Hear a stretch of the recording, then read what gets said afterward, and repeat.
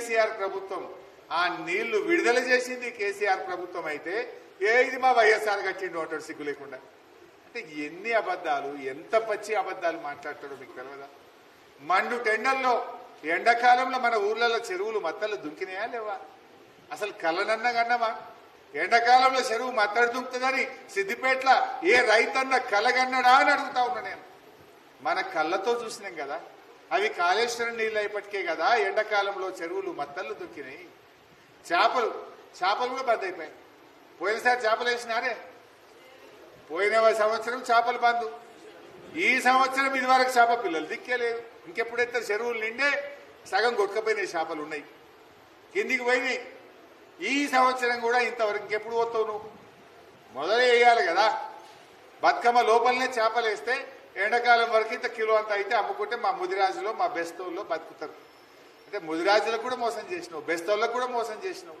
అరే గౌన్లోళ్ళకు కూడా ఆగం పట్టిరు పాపం మా గౌడన్నల్ని. సిద్దిపేట కల్లు డిపో మీద రైడ్ చేస్తే నెల రోజులు జైలు ఉండొచ్చారు మా గౌడన్నలు. రంగనాపల్లి కల్లు డిపో మీద దాడి. అసలు 10 ఏళ్ల కేసీఆర్ ప్రభుత్వంలో ఎవడన్నా కల్లు డిపో దిక్కు ఆఫీసర్ అంటే కన్నెత్తి చూసినాడే.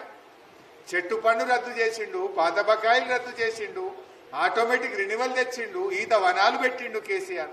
కాంగ్రెస్ వాడు వచ్చి ఏం చేసిండు? మంత్లీ మామూలు, ఏడాది మామూలు ఇవ్వకపోతే కల్లు డిపో మీద దాడి, జైళ్ళల్లో పెట్టుడు. మా సిద్దిపేట గౌడన్నలు మొన్న నెల రోజులు జైలు ఉండొచ్చారు. 40 లక్షలు లంచం ఇచ్చిందట పాపం. ఏది బయటకు వచ్చినందుకు లంచమైంది 40 లక్షలు.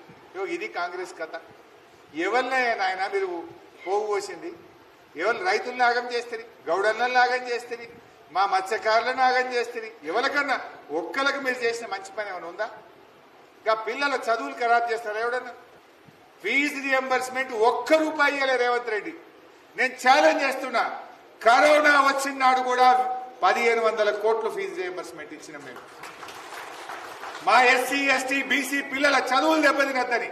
కరోనా వచ్చినా కష్టం వచ్చినా కేసీఆర్ రైతు బంధు ఆపలేదు, పిల్లల చదువులు ఆపకుండా ఫీజు రియంబర్స్మెంట్ పైసలు ఇచ్చిండు. నువ్వెందుకు ఇస్తలేవు? మూటలు ఢిల్లీకి మోయడానికే సరిపోతుందా? పిల్లల చదువులకు నీకు పైసలు ఇయ్యే చేతనైతే లేదా? ఏం చెప్పినావు ఆ రోజు? ఎందుకు పిల్లల చదువులకు పైసలు ఇవ్వవు కూడా మనం అడగాలి. అందుకే ఈ కార్డు దయచేసి మీరు ప్రతి ఇంటికి కూడా ఇవ్వాలి. ప్రతి ఇంట్లో 100 రోజుల్లో ఇస్తామన్నారు, 700 రోజులైంది, ఇంకా ఇవ్వలేదు కనుక కాంగ్రెస్ పార్టీ బాకీ పడ్డది. కట్టియాలి కదా, 3 నెలల తర్వాత అది కట్టియాలి కదా. మొదటి 3 నెలలు అంటే మీరు పెట్టుకున్నారు, 100 दिन में करते हैं, 100 दिन छोड़ देंगे, 100 दिन के बाद जितना भी पैसा आना है वो गिन के देना पड़ता. तुम లెక్క పెట్టి ఇవ్వాల్సి ఉంటుంది బిడ్డ. నువ్వు ఒక్కొక్క నెలకు 4000 పింఛన్ 2000 బాకీ పడ్డట్టు. ఇప్పుడు 22 నెలలు, 22 × 2000 అంటే ఎంత? 44,000. రైతు బంధు పోయిన వానకాలం 15,000, పోయిన యాసంగిలో 3 ఎకరాలకు వచ్చింది, మిగతాలకు 15,000. ఇప్పుడు 15,000 బదులు 12 ఇచ్చినవి. ఈ లెక్క పెట్టి ఇయ్యద్దా?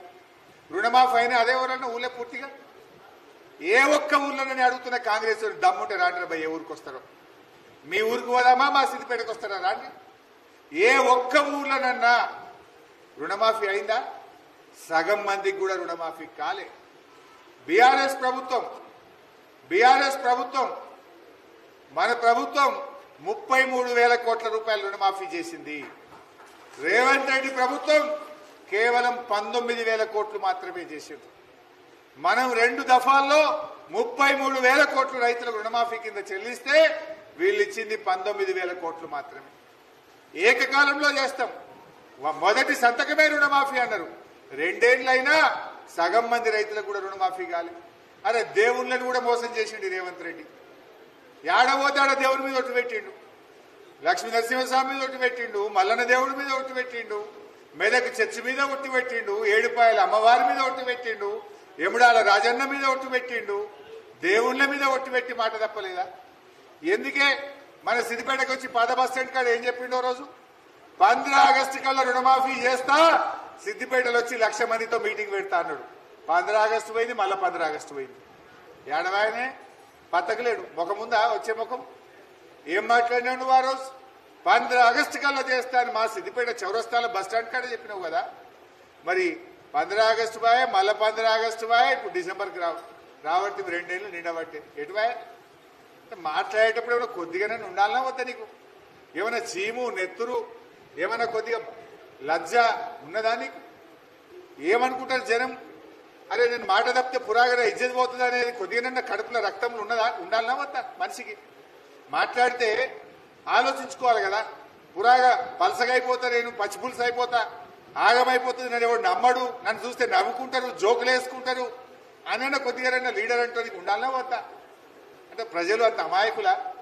ఇవాళ రేవంత్ రెడ్డి వచ్చినాక ఆ పదవి విలువ తీసేసిండు, పురాగా ఇజ్జత్ తక్కువ చేసి పడేసిండు. ఏటు పట్టే అబద్ధాలు ఆడు, గెలవక ముందు అబద్ధాలే, గెలిచినాక అబద్ధాలే. మరి ఇటువంటి ఈ ప్రభుత్వాన్ని ఎండగట్టే బాధ్యత మీ మీద ఉంది. దయచేసి మండల నాయకులు, మండల ఇన్ఛార్జీలు ఇక్కడే ఉండి ఏ ఊరిది ఆ ఊరికి డిస్ట్రిబ్యూట్ చేయండి. మీరు రేపు పొద్దున్నే 8 గంటలకు నేను చూస్తా గ్రూప్లో ఎవరెవరు పార్టిసిపేట్ అయినో ఫోటోతో సహా చూస్తా. అన్ని ఊర్లలో కూడా మీరు ప్రతి ఇంటికి బాకీ కార్డు, కాంగ్రెస్ పార్టీ బాకీ కార్డును ప్రతి ఇంటికి ముట్ట చెప్పాలని కార్యకర్తలందరినీ నేను కోరుతా ఉన్నా. ఇంకోటి, ఎలక్షన్స్ వచ్చినాయి, ఇంట్లో కూడా మోసమే చేస్తుండు బీసీలకు. సరే ఇది అవుతుందా కాదా, ఈ కోర్టు ఏందో కథ ఏందో 2-3 రోజులు అర్థమవుతుంది. 8 తారీఖు కావాలనే కోరుకుంటున్నాం మనం. ఎందుకంటే గ్రామ పంచాయతీలు నిర్వీర్యం అయిపోయినాయి. కనీసం చెత్త ఎత్తేటోడు లేడు, బుగ్గలేసేటోడు లేడు.